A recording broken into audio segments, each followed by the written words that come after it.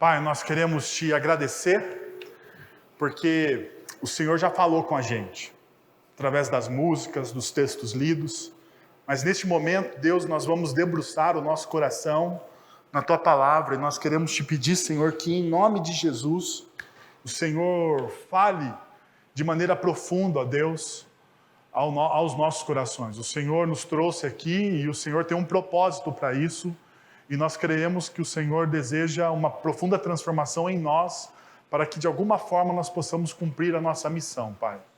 Então nós te pedimos que o Teu Santo Espírito atue em nós neste momento, Pai. Faz a Tua obra maravilhosa, é o que nós clamamos e rogamos em nome de Jesus. Amém. Amém. Gente, como vocês sabem, uma das grandes crises do ministério pastoral, eu falei isso, acho que todo final de ano eu falo isso para vocês, né? Uma das grandes crises do ministério pastoral é o final de ano. É o final de ano, porque a gente chega aqui e você tem que fazer séries sobre o Natal, né? Séries sobre o Natal. Então a gente começa fazendo a história do Natal, no primeiro, no segundo, no terceiro ano você tem que mudar, né? A perspectiva, daí você fala sobre a perspectiva dos burrinhos que estavam na manjedoura, daí você fala sobre a perspectiva da manjedoura no Natal, daí você pega, né, os personagens ao redor da manjedoura e você prega sobre, nem tem texto bíblico muito sobre os personagens, mas você arruma alguma coisa, né, sobre os magos que vêm do Oriente. Você não tem uma fala dos magos, na verdade você tem poucas falas dos magos, né, mas você consegue encaixar alguma pregação, mas chega um momento que realmente acaba o negócio, né? Acaba, você não tem mais o que falar no Natal, sobre o Natal, porque o Natal tem uma única história, e apesar de ser uma história maravilhosa, né, a gente chega a este dilema, Então, eu queria levantar uma pergunta, porque é uma das perguntas mais feitas por pessoas que começam na caminhada cristã. Afinal de contas, por que Cristo veio? Nós estamos celebrando o Natal, e talvez não fique bravo comigo, isso é um dado histórico. O Natal de verdade, provavelmente aconteceu em abril, ok? Em abril. O mês do meu aniversário, provavelmente, né, aconteceu em abril, um tempo excelente também para Jesus nascer. Então, no dia 25 de dezembro, era, como alguns já sabem, né, comemorado algumas datas importantes dentro do próprio Império Romano. E quando há a cristianização deste império, se coloca o dia 25 como um dia simbólico, um dia onde Jesus nasceu, mas realmente não é o dia 25. Né? Nós nos reunimos, nós comemoramos, celebramos a família, alguns até se vestem de Papai Noel para agradar as crianças, mas não seria dia 25. Se possível, em abril. Ok? Abril, talvez, né? Abril, março, talvez ali as melhores datas. Mas uma das coisas que a gente olha, principalmente quando a gente está tentando responder essa pergunta, por que Jesus veio? Né? Então, alguns textos muito bonitos vêm à nossa mente. Jesus veio para nos dar vida em abundância. Uau! Você fala, caramba, vida em abundância. Né? E é verdade, está lá na Bíblia, a gente olha para aquele texto do Evangelho de João e é um dos textos que talvez a gente mais se recorde nos momentos de dificuldade. Quando nós estamos passando por alguma dificuldade, nós lembramos dessa promessa. Talvez você lembre também, talvez que Jesus veio para te dar a vida eterna. Para te dar a vida eterna. Você fala assim, uau, isso é verdade também. Jesus, ele entra na história e é através dessa história, né, da morte e ressurreição de Cristo, não tão o Natal. Eu já falei isso para vocês, mas não custa repetir, né? O Natal não é a data mais importante da cristandade. A data mais importante da cristandade é a Páscoa, é a morte e a ressurreição de Cristo Jesus, porque se não houvesse morte e ressurreição de Cristo Jesus, como diz o apóstolo Paulo, nós seríamos os mais miseráveis de todos os homens. Os mais miseráveis de todos os homens. Então nós só comemoramos o Natal porque existe Páscoa. Ok? Nós só comemoramos o Natal porque existe Páscoa. Porque existe morte e ressurreição. E por causa da morte e da ressurreição, e não do nascimento, por causa da morte e da ressurreição, nós temos a vida eterna. O Cristo entra na história também para pagar os nossos pecados, algo que nós não poderíamos pagar. Eu e você, nós não conseguimos libertar os nossos corações dos nossos vícios. Eu não sei você, mas eu às vezes tento libertar o coração dos meus vícios, Todo mundo tem as suas sombras na alma e o seu momento escuro. E você faz alguma coisa, você inventa algumas regras para você não cair em determinados erros, mas infelizmente você termina caindo naqueles erros. E você percebe que apesar do seu esforço, de toda a sua energia gasta para você não cometê-los, você comete. Por que Jesus entra na história? Para libertar você dos seus pecados. Para libertar você dos seus vícios. Para transformar o seu coração. Isso também é uma realidade. Jesus, ele entra na história para ser o nosso libertador. Jesus, ele entra na história também, não somente para essa dimensão espiritual, mas ele faz-se Deus presente. Nós não conseguimos entender Deus, nós conseguimos tocar Deus, mas Jesus, ele entra na história, ele se encarna, é o Deus encarnado. E ele entra na história para sentir as nossas dores, para sentir as nossas mazelas. E por isso ele se torna o Deus conosco, ele entende o que nós sofremos. Jesus, ele entra na história porque ele não é um Deus distante. Porque o Deus que a espiritualidade cristã apresenta, o Deus que a Bíblia apresenta, não é um Deus distante. E todas essas promessas são promessas maravilhosas, não são? Maravilhosas. Você enche o seu coração, você ouve isso e você tem vontade, não sei, mas eu tenho vontade de dar gritos de aleluia, mas como eu sou presbiteriano, eu vou me conter neste momento aqui, ok? Eu não darei nenhum aleluia, só porque eu sou um pastor presbiteriano. No entanto, existe uma promessa que nós muitas vezes não gostamos e está na Bíblia, o porquê Jesus veio, o porquê Jesus entra na história. Então eu gostaria de convidar você a ler comigo Mateus capítulo 10, a partir do verso 34, para você entender o porquê também Jesus entra na história. E eu sei, esse é um tempo que a gente reúne família, né? Reúne família.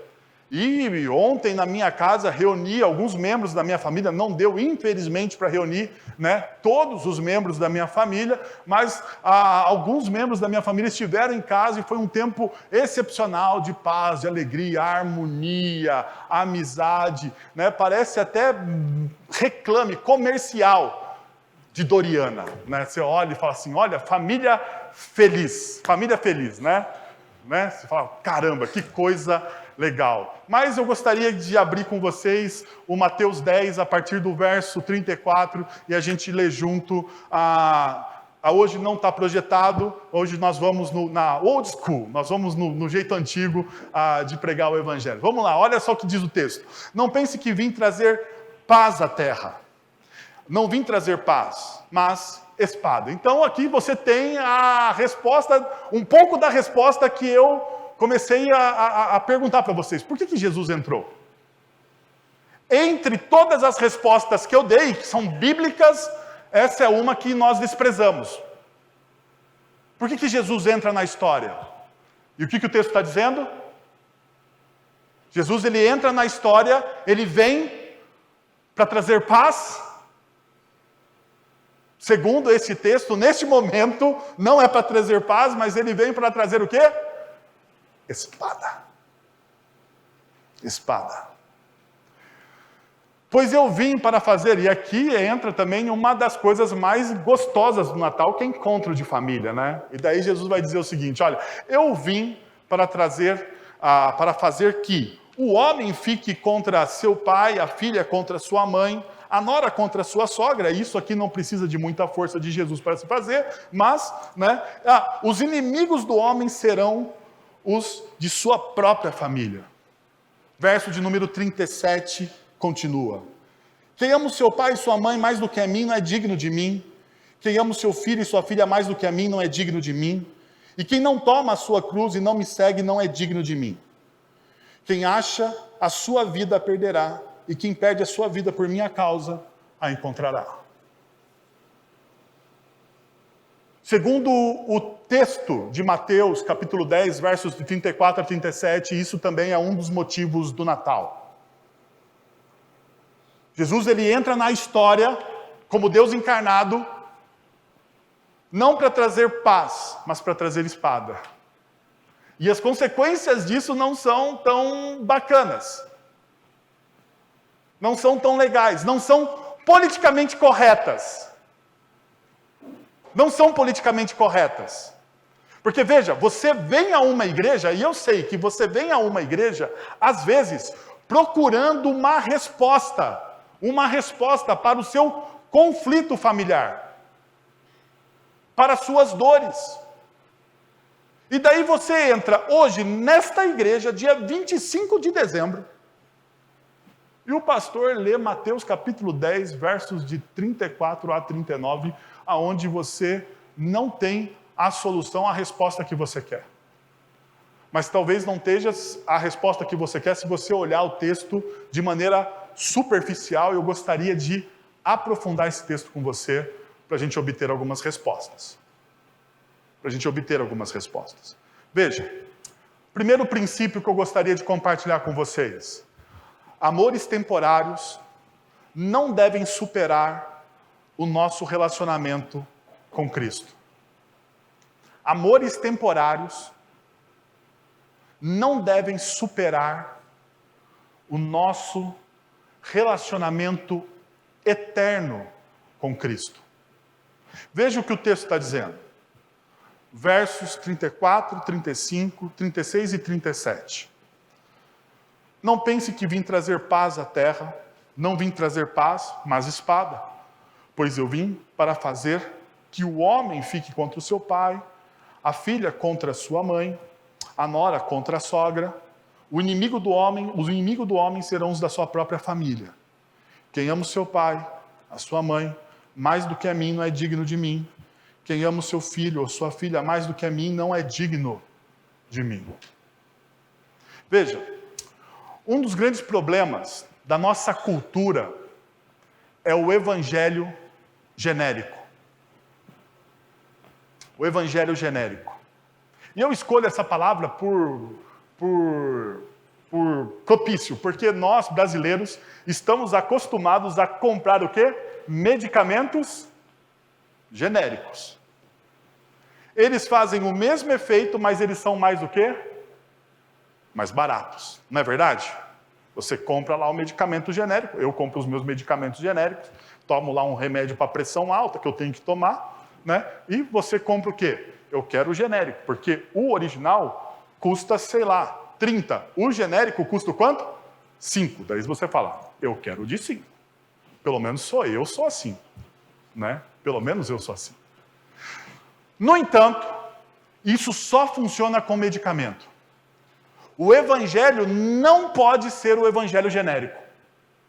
Não pode ser o evangelho mais barato. Ou não pode ser o evangelho, segundo o teólogo Dietrich Bonhoeffer, o evangelho da graça barata. O evangelho que não te leva a uma transformação. O evangelho que não te leva a um compromisso.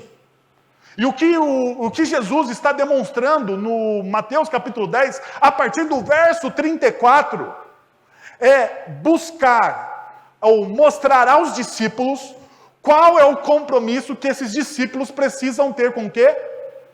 Com o evangelho, com a mensagem do evangelho. Em nossa cultura evangélica tupiniquim existe uma ênfase exagerada no amor ao próximo. Percebeu que nós da igreja, nós pregamos e cobramos o que a igreja está fazendo em relação ao próximo. E nós falamos demais do amor ao próximo. Mas isso é um erro. Nossa ênfase deveria recair sobre o nosso amor a quem? A Deus. A Deus. Se não amarmos a Deus profundamente, não amaremos as obras que Deus criou e não amaremos o nosso próximo. Por quê? Porque o amor, a expressão, a consequência visível do nosso amor a Deus é amarmos o nosso próximo. Mas é uma consequência de algo maior. Eu amo a Deus e daí como consequência, como algo visível do meu amor a Deus, eu vou amar o meu próximo e toda a criação que Deus fez. Devemos colocar as coisas em ordem para não corromper o Evangelho e transformá-lo no Evangelho genérico, com um Cristo genérico que não salva e nem promove a transformação. Veja, por que alguns de nós, discípulos de Cristo, continuam do mesmo jeito que entram domingo após domingo dentro de uma comunidade cristã? Porque existe um Evangelho genérico sendo pregado, existe um Cristo genérico sendo adorado.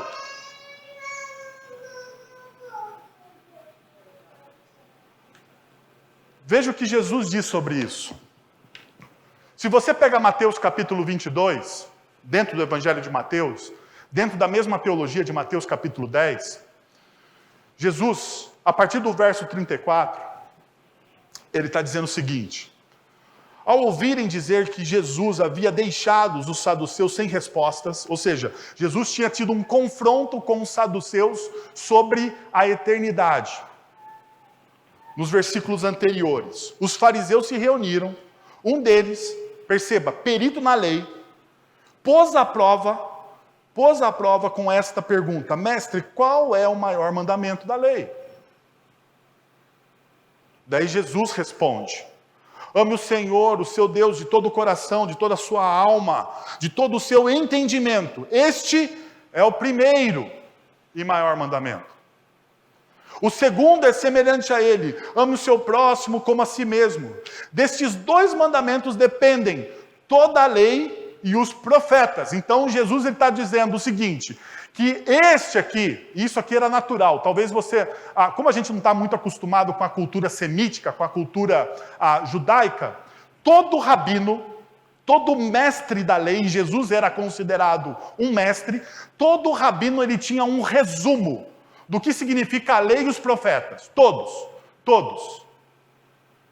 Se você pega Hillel, que é um dos rabinos, ou mesmo Gamaliel, um outro grande rabino da época de Paulo, você, olhando os escritos desses rabinos, você vai descobrir o seguinte, que todos eles têm um resumo da lei. Então, quando o mestre da lei, um fariseu, pergunta a Jesus, qual é o maior mandamento? Ele está perguntando, resume para mim os profetas, resume para mim o Pentateuco, resume para mim as Sagradas Escrituras. E daí Jesus resume as Sagradas Escrituras em 2 mandamentos. Daí perceba que os fariseus, eles tinham um grande conhecimento do Antigo Testamento e queriam acusar Jesus de 2 coisas, ou de blasfêmia, era uma tentativa dos fariseus de acusar Jesus de blasfêmia, ou queriam expor um falso ensino de Jesus, dizendo que Jesus era um charlatão. Um segundo ponto que nós precisamos atentar quando nós lemos esse texto, é que os fariseus gabavam-se de amar a Deus. Eles gabavam-se de amar a Deus. Eles faziam tudo para serem vistos pelos homens, nós vamos ver isso. No entanto, eles desprezavam o seu próximo. Veja o que diz Mateus capítulo 23, versos 3 e 4. Mas não façam o que eles fazem. Quem fazem? Os fariseus. Pois não praticam o que pregam. O que os fariseus fazem? Eles falam algo, mas eles não fazem. Eles não vivem aquilo que eles pregam. Então, perceba, existe uma dicotomia. Uma dicotomia entre discurso e ação. Entre vivências. E daí Jesus olha para os seus discípulos e as pessoas que ele está ensinando, ele fala assim, olha, vocês devem até ouvirem os fariseus. Se você pega Mateus 23, o verso anterior, ele vai falar assim, vocês devem ouvir os fariseus, mas vocês não devem fazer o que os fariseus fazem. O que os fariseus fazem? Tem uma vida dicotômica. Falam uma coisa e vivem outra completamente diferente. Daí perceba, eles atam fardos pesados, verso de número 4, eles atam fardos pesados e colocam sobre os ombros dos homens. Ou seja, o ensino dessas pessoas é um ensino pesado. Mas eles mesmos não estão dispostos a levantar um só dedo para o quê? Para movê-los. Assim é todo religioso. Toda pessoa religiosa, toda pessoa vazia do Evangelho de Cristo Jesus e toda pessoa apegada a uma religião, seja qual for a religião, ela joga peso na vida das pessoas. A religião oprime, o Evangelho liberta.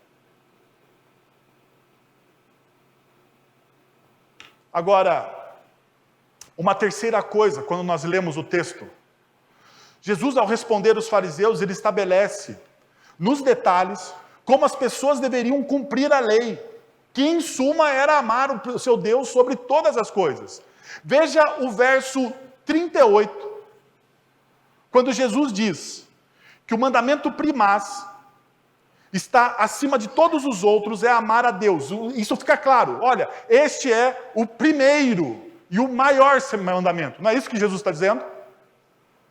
Isso Jesus está dizendo. Está claro. Este é o primeiro. Não há um outro primeiro. Não há um outro primeiro. Não, este é o primeiro e este é o maior. Você deve amar a Deus sobre todas as coisas. Agora, quando no verso 39, Jesus continua ensinando e dando o resumo da lei, ele diz o seguinte: o segundo é semelhante a ele. E aqui a gente precisa parar e entender as Sagradas Escrituras. Veja, perceba que na sabedoria bíblica, semelhança não é igual a igualdade. Semelhança não é igual a igualdade. Veja, Deus cria o homem à sua imagem e o quê? Mas cria o homem igual? Não, o homem não é criado igual a Deus. Deus cria o homem, e o texto bíblico é claro, Deus cria o homem à sua imagem e à sua semelhança. Então perceba, se Jesus é um rabino, se Jesus é um mestre, quando ele fala em semelhança, ele está usando a mesma ideia. Ele não pode ser incoerente com as Sagradas Escrituras, o Cristo. Então não existe igualdade nos mandamentos, o que existe são semelhanças, porque uma coisa que a gente precisa estar atento, nós, como semelhança, nós carregamos alguns dos atributos que Deus tem, mas não carregamos os atributos em sua totalidade.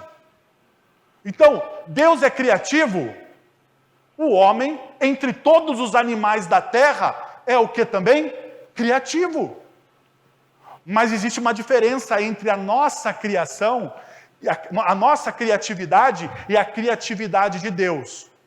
Deus cria as coisas a partir do nada. Nós criamos coisas a partir das coisas que existem. Perceba, existe uma limitação. Nós temos o mesmo atributo, mas o nosso atributo, aquilo que nós herdamos, é limitado. Então o que Jesus está ensinando aqui é essa realidade. Dessa forma nós entendemos que não existe igualdade entre os mandamentos.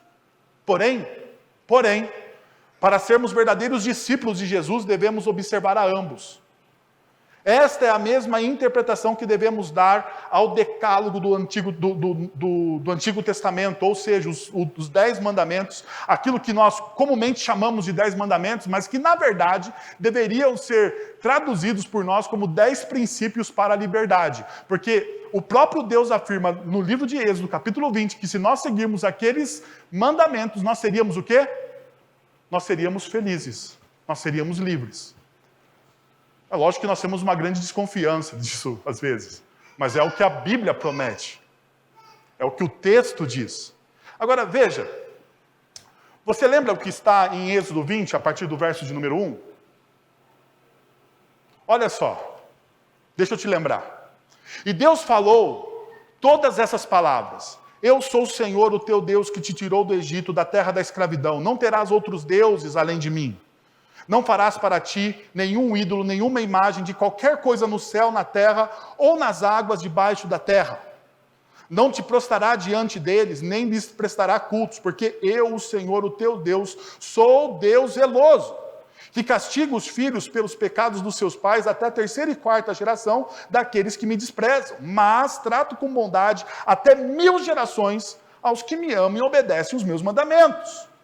Não tomarás em vão o nome do Senhor, o teu Deus, pois o Senhor não deixará impune quem tomar o teu nome em vão. Lembra-te do dia do sábado, para santificá-lo, trabalharás 6 dias, e nele farás todo o seu trabalho. Mas no 7º dia é sábado dedicado ao Senhor, o teu Deus. Nesse dia não farás trabalho algum, nem tu, nem teus filhos ou filhas, nem teus servos ou servas, nem os teus animais, nem os estrangeiros que morarem em tuas cidades. Pois em 6 dias o Senhor fez os céus e a terra, o mar e tudo o que nele existe. Mas no 7º dia descansou. Portanto, o Senhor abençoou o 7º dia e o santificou. Honra o teu pai e tua mãe, a fim de que tenhas vida longa na terra, que o Senhor, o teu Deus, te dá. Não matarás, não adulterarás, não furtarás, não dará falso testemunho contra o teu próximo. Não cobiçará a casa do teu próximo, não cobiçarás a mulher do teu próximo, nem o seu servo, nem a sua serva, nem o seu boi ou jumento, nem coisa alguma que lhe pertença.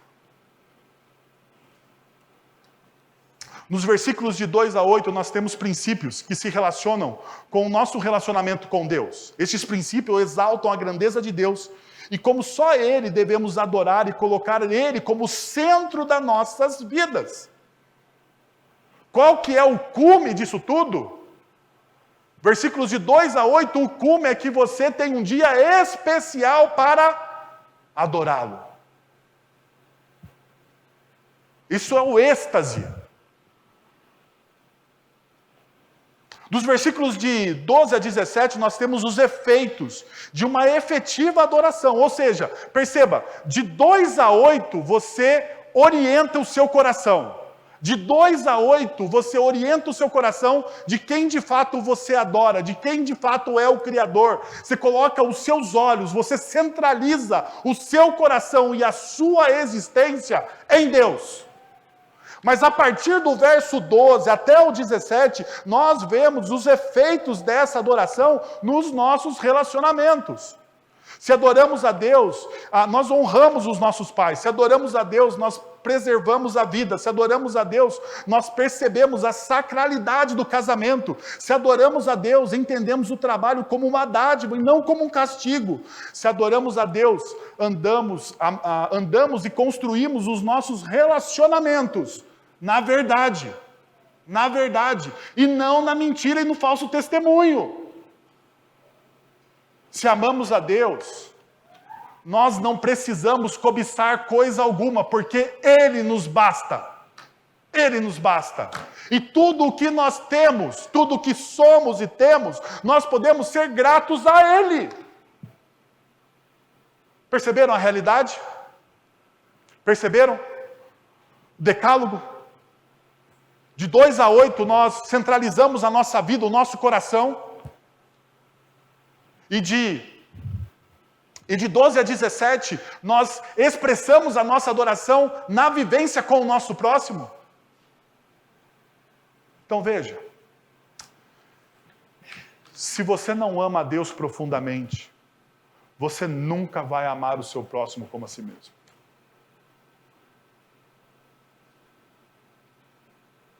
Se você não ama a Deus profundamente, e se você não recebeu o perdão de Deus em Cristo Jesus, você nunca vai perdoar o seu próximo.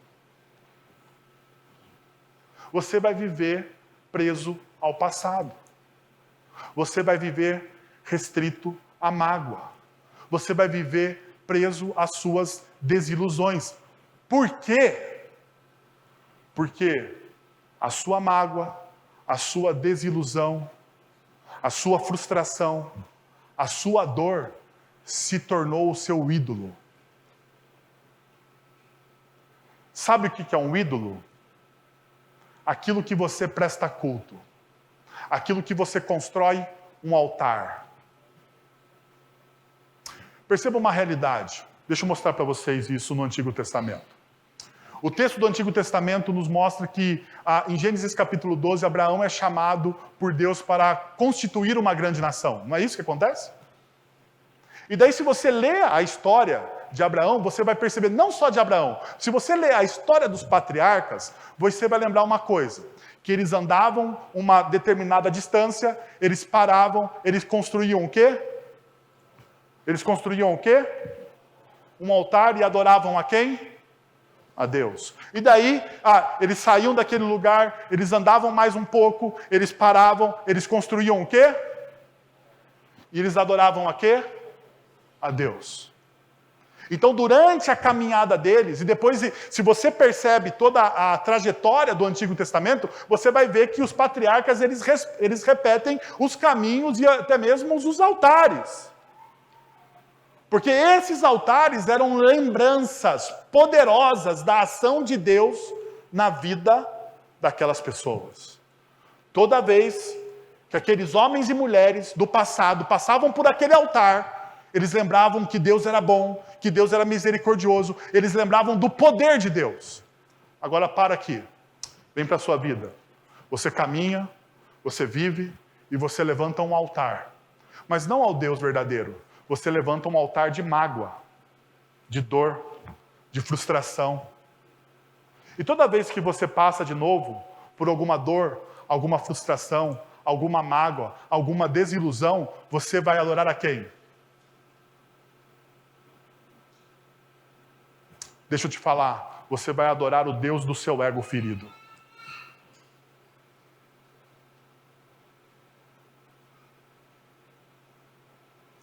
Você vai adorar o Deus do seu ego ferido. E você vai alimentar o Deus do seu ego ferido. E você nunca vai perdoar, ou você nunca vai passar, superar essa frustração, essa dor, essa mágoa. Nunca. O texto bíblico nos ensina essa realidade. Perceba, o evangelho genérico,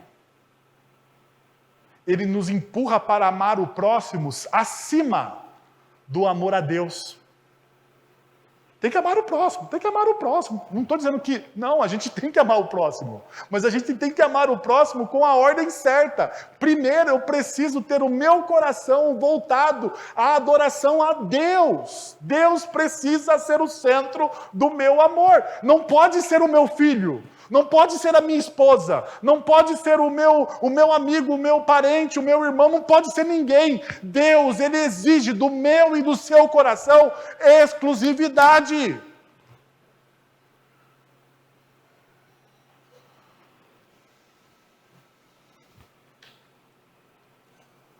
Observe que tanto na fala de Jesus, no Evangelho de Mateus capítulo 23, como no Êxodo 20, amar a Deus de uma forma apaixonada, nos dá contexto e parâmetros de como devemos amar o próximo.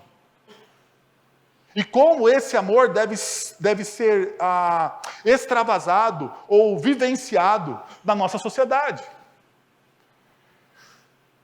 Somente dessa forma.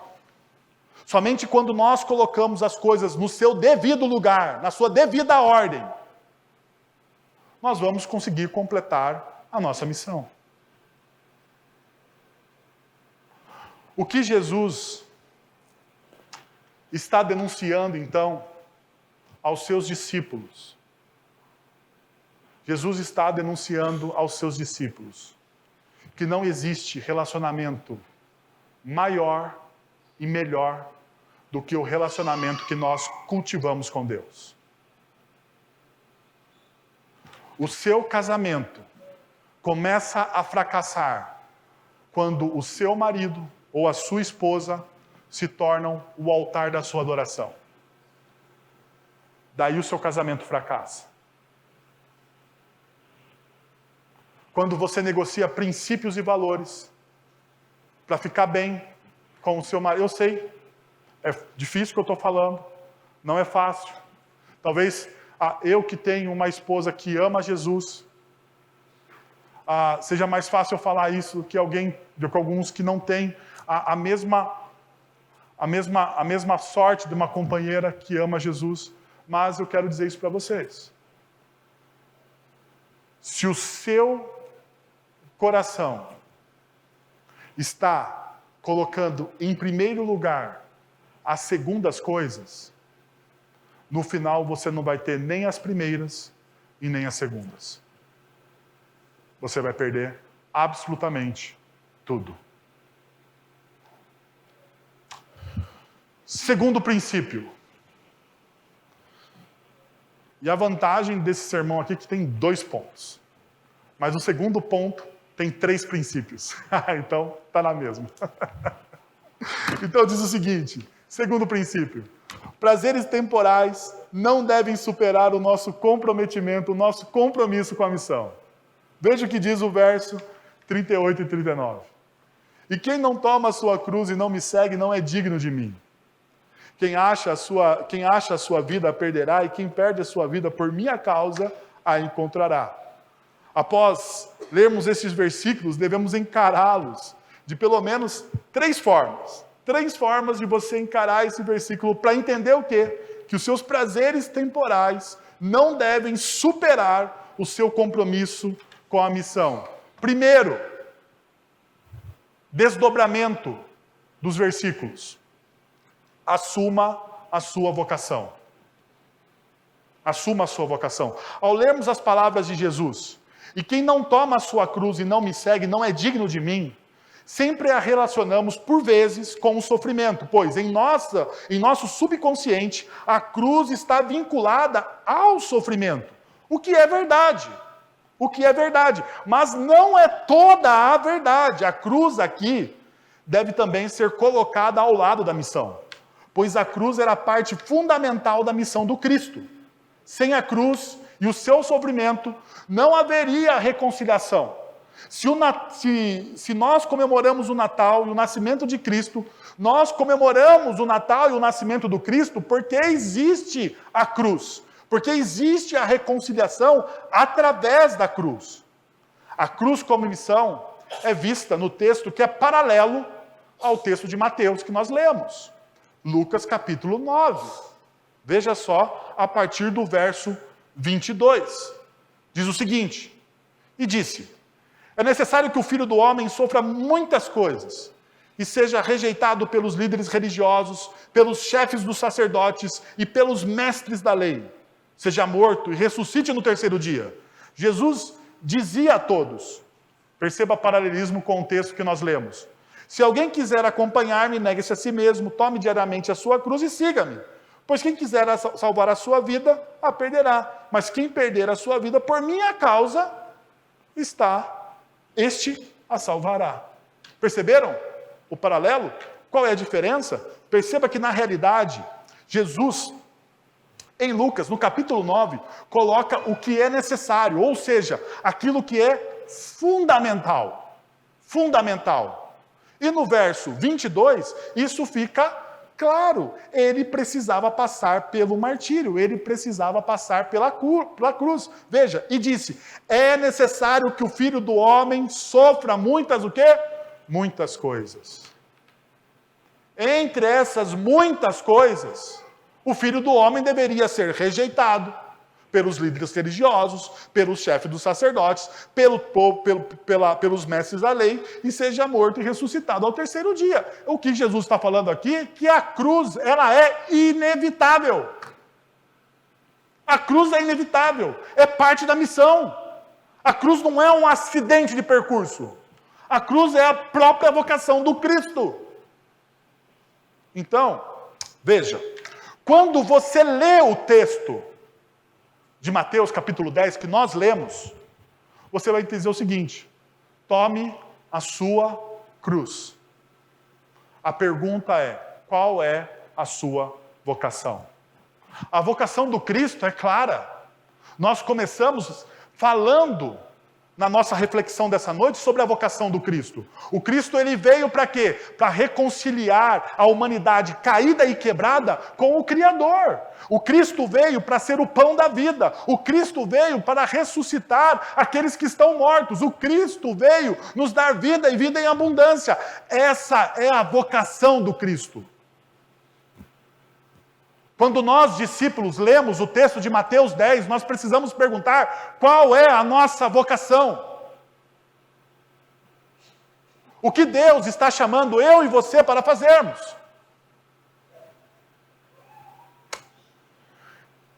Nesses dias eu tenho assistido alguns filmes. Vocês sabem que eu gosto de assistir filmes.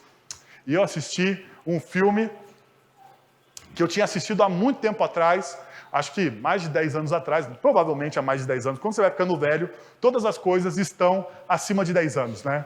A gente fala mais de 10 anos para não parecer tão velho assim. Mas há mais de 10 anos atrás, eu assisti Top Gun, Ases Indomáveis. Filmaço. Filme de guerra. De avião, de bomba, de gente morrendo. Filmaço. Assisti agora Top Gun Maverick. Continuação. Para tristeza, o Tom Cruise continua bonitão. Continua bonitão. Você pega lá, 10 anos depois, ele está bonitão. É um descabimento isso, né? É um descabimento. Mas tá bom, né? Tá bom. Não precisa fazer nenhuma oração para que o Tom Cruise fique feio. Não é isso. Mas a questão é o seguinte. No filme, o Maverick, que é o protagonista da história, o Tom Cruise, a todo tempo, no segundo filme, ele é perguntado pelos comandantes, pelos superiores dele na Marinha dos Estados Unidos: por que você continua sendo, acho que é tenente-coronel, alguma coisa assim, é uma patente boa, mas não é uma patente que ele poderia ter já chegado a almirante. Por exemplo, o Iceman, não sei se vocês lembram, Val Kilmer, o antagonista do Tom Cruise no primeiro filme, ele é almirante de guerra e mar, cara. Deve ser o top das galáxias na patente da Marinha. Mas o Tom Cruise, ele não sobe.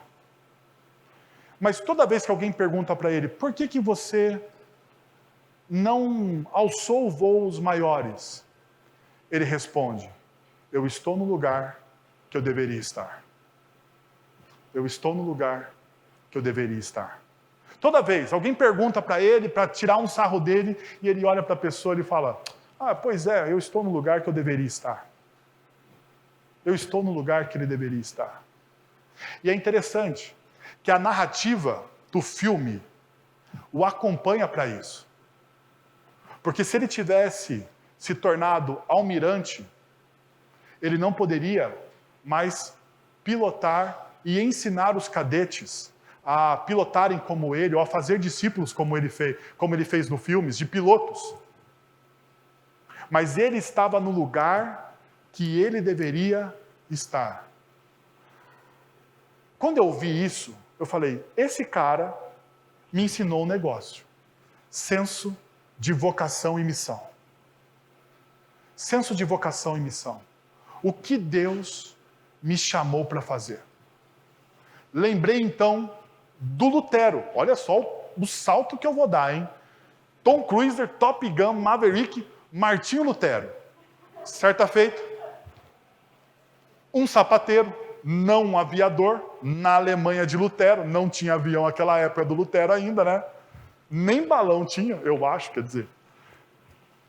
Um sapateiro chega para Lutero e fala assim: Lutero, eu quero servir a Deus. Então eu vou deixar a minha sapataria e eu vou para a faculdade de teologia. Lutero falou assim: você não fará isso. Você fará os melhores sapatos, cobrará o preço justo e com o seu trabalho você vai glorificar a Deus. Você tem que estar no lugar que Deus colocou você para estar. Você vai cumprir a sua missão. A pergunta, sabe qual que é o problema? Nós não sabemos qual é a nossa vocação. Nós não envolvemos.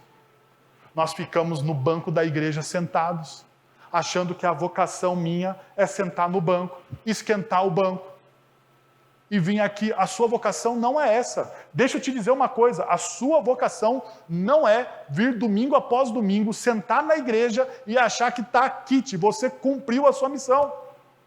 Isso aqui é simplesmente um momento de adoração. Simplesmente não, vamos diminuir. Esse aqui é o momento de adoração com o povo de Deus. É um momento de êxtase. Lembra os 10 mandamentos? Versículo de número 8, o ápice dos mandamentos, antes de você se relacionar com as pessoas, você adora quem? Você adora a Deus, você abastece o seu coração na adoração para depois você exercer a missão. Sabe qual que é o problema? Todo domingo você vem, você ouve uma mensagem bíblica, você abastece o seu coração, mas você não cumpre a missão.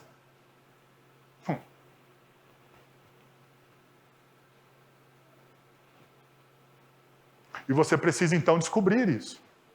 Então, quando Jesus está falando da cruz aqui, ele está falando disso. Veja, qual que é, e essa perspectiva, ela também é uma perspectiva do apóstolo Paulo. Paulo, em Romanos capítulo 14, ele diz o quê? Se vivemos, vivemos para o Senhor. E se morremos, morremos para o Senhor. Assim, quer vivamos, quer morramos, nós pertencemos a quem? Ao Senhor. É uma consciência de vocação, do lugar aonde ele deve estar.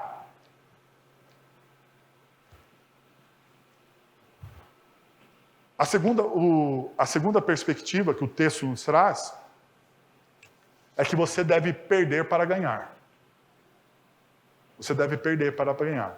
Uma segunda perspectiva do versículo é essa. Devemos perder para ganhar. A nossa cultura é a cultura do ganha-ganha. Falar em perder é quase um sacrilégio. Se você fala que você vai perder, você já fica desconfiado das coisas. O segundo lugar é sempre lembrado como o primeiro que perdeu. O primeiro que perdeu, o primeiro que fracassou, quem que é? É o segundo. Então a França, que é a vice-campeã do mundo, ela é quem? Ela é a primeira seleção que perdeu para a Argentina. Graças a Deus não fomos nós. Em uma ditadura dos direitos, falar em ceder é uma heresia. É uma heresia, pois os meus direitos estão acima de todos e de todos. É assim que nós vemos na ótica da minha vida, dos meus direitos, dos meus prazeres, dos meus sonhos. Os pronomes meu e minha são prioridades. Não somente na fala, mas no estilo de vida. No estilo de vida. Meu, minha. Queremos sempre preservar e ganhar o que temos. Mas o convite de Jesus e do Natal é para perdermos.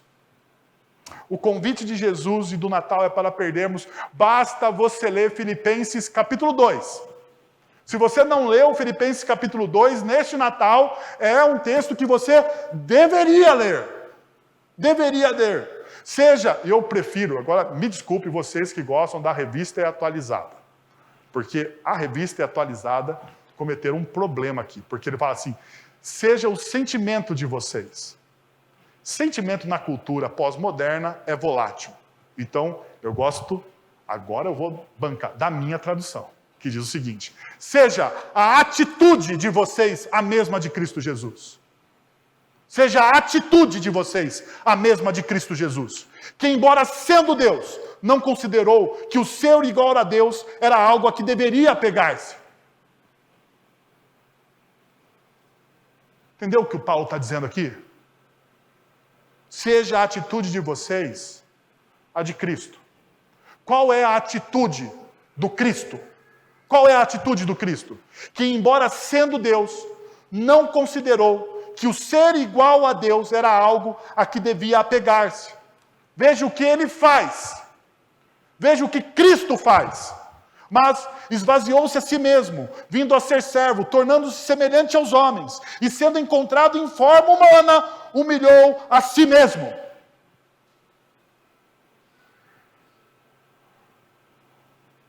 Quando Deus Todo-Poderoso, aquele que cria os céus e a terra, dá para você conter Deus em alguma escala de medida? A gente consegue medir o tamanho do nosso tempo. A gente consegue medir a distância que nós percorremos da nossa casa até a igreja. Nós conseguimos medir o tamanho das nossas casas. Nós conseguimos medir a nossa altura. Nós conseguimos medir a distância que um avião percorre. Nós conseguimos medir a distância ou a velocidade da luz. Mas pergunta, você consegue medir, mensurar, colocar Deus, o Deus Criador de todas as coisas, em uma caixa? E olhar para aquela caixa e dizer, Deus é assim? Porque se você conseguir fazer isso, não é o Deus das Sagradas Escrituras. O Deus das Sagradas Escrituras não consegue ser contido. Não consegue ser medido. Por isso que os pensamentos de Deus são mais altos que os nossos pensamentos. Por isso que os planos de Deus são melhores que os nossos planos. Mas veja, no Natal, meus irmãos, no Natal, o Deus que é incontido, se fez o quê? Se fez homem. E eu sei, você tem aquela mensagem, né? Aquela imagem bonitinha que nós temos do Natal. Na nossa cultura, tem o presépio, tudo limpinho, o burrinho não está fedendo, a cabrinha não está fedendo. Mas eu não sei você, mas eu já entrei no estábulo. Se você não entrou no estábulo, você deveria entrar. Para saber se é cheirosinho, como o presépio mostra que é cheirosinho. Só se os anjos foram antes dar uma limpeza antes de Jesus nascer. Só se uma equipe dos céus desceu, deu uma limpadinha e depois, belezinha. Deu banho na cabrinha, deu banho no burrinho, deu banho no porquinho e estava tudo limpinho. Caso contrário, era um ambiente hostil à vida. Sabe por quê? Porque eu também não sei se você sabe. Mas quando nasce uma criança, é uma cena de horror. É sangue para tudo quanto é lado. É placenta para um lado. É choro para o outro. Cara, não é um negócio assim tão limpinho como a gente vê. E a gente vai no hospital e é tudo limpo. Tudo lá esterilizado. Imagina nascer no estábulo. Imagina! Um negócio hostil à vida. Hostil à vida. O Deus encarnado, o Criador de todas as coisas, aquele que fez céus e terra, aquele que estava, como diz o Evangelho de João, aquele que estava no princípio, aquele que foi testemunha ocular do haja luz. Ele se fez carne por você.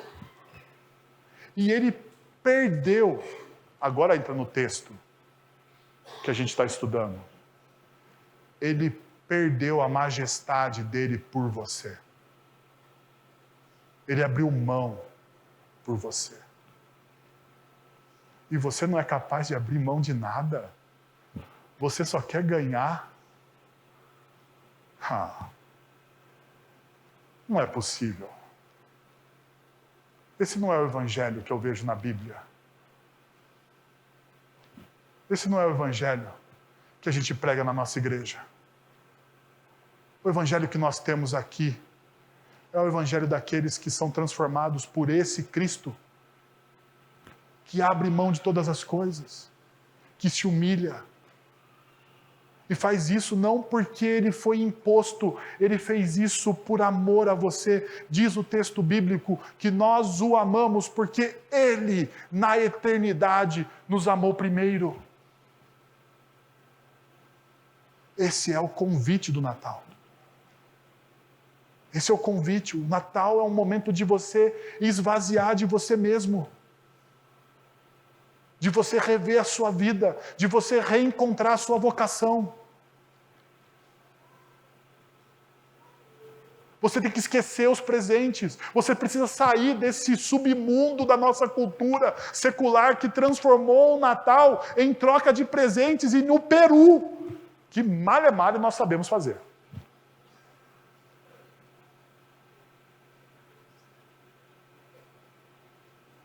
Ontem, o pernil em casa estava sem sal.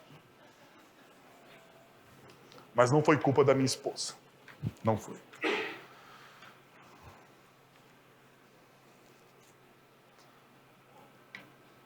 Último. Vá até as últimas consequências. Vá até as últimas consequências.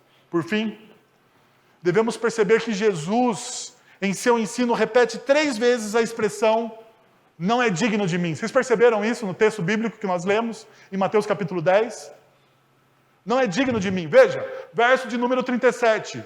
Quem ama o seu pai e sua mãe mais do que a mim, não é digno de mim. Quem ama o seu filho e a sua filha mais do que a mim, não é digno de mim. E quem não toma a sua cruz e não me segue, não é digno de mim.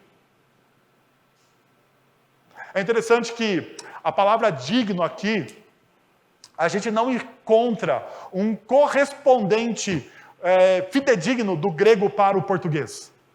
Não encontramos.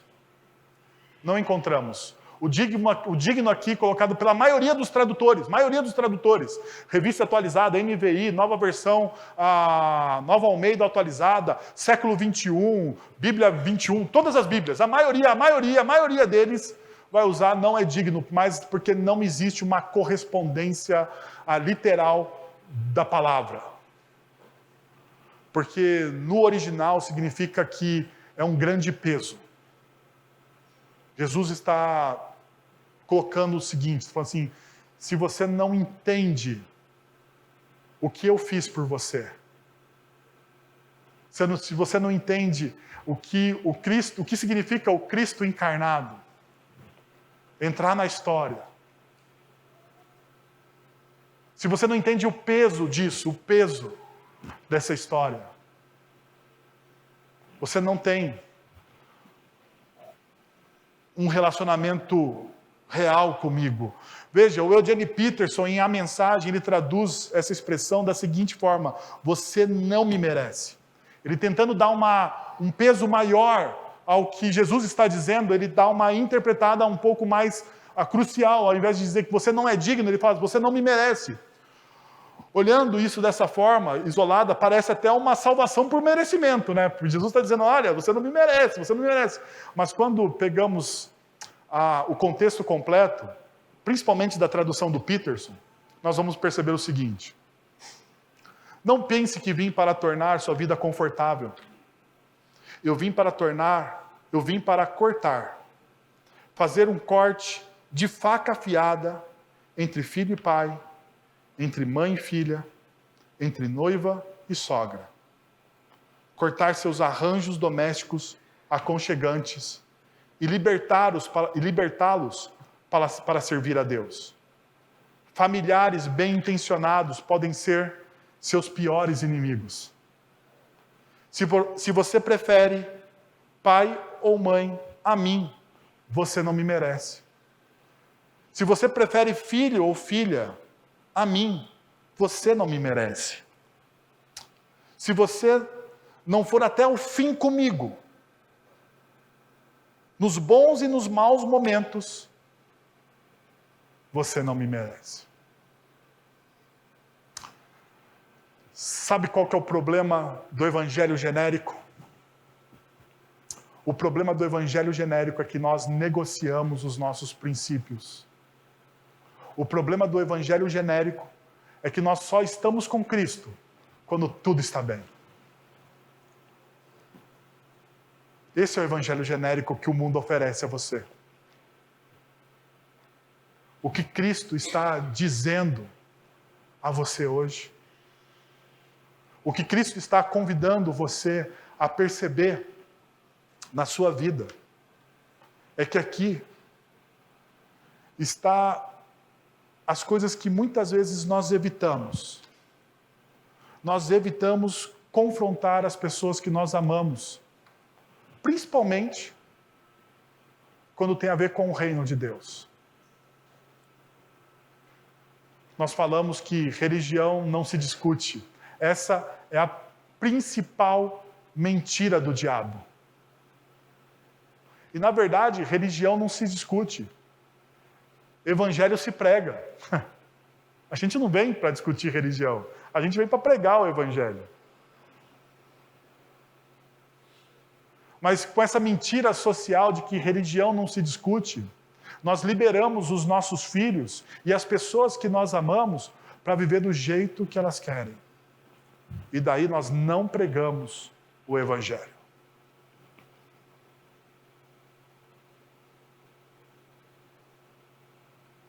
O Peterson está certo quando ele diz: os nossos piores inimigos são pessoas da nossa própria família, bem intencionados, quando sopram princípios aos nossos ouvidos, que não são os princípios do Evangelho.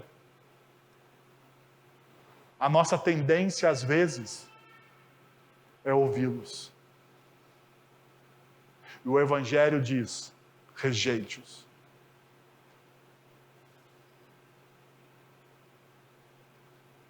O mundo, a nossa cultura evangélica da prosperidade, diz que nós só somos felizes quando Deus ouve as nossas orações e Ele responde com sim. O Evangelho diz que quando Deus diz não às suas orações, você também foi agraciado. Você também foi amado.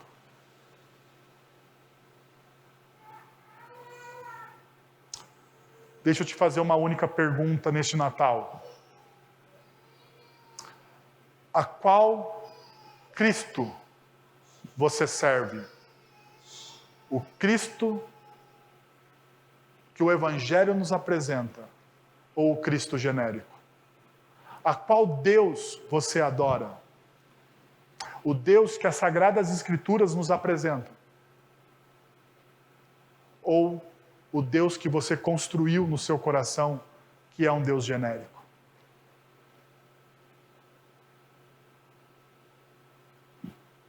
Que tal você fechar os seus olhos, abaixar sua fronte e ter uma conversa séria com Deus agora? Nós estamos na Tua presença, Senhor, e o Teu Evangelho veio ao encontro dos nossos corações. O Teu Evangelho que nos liberta, Deus. Nos liberta dos nossos achismos. Nos liberta, Deus, das nossas perspectivas erradas, da nossa cosmovisão míope. O Evangelho, Deus, que traz redenção, que traz transformação. O Evangelho de Cristo, Senhor.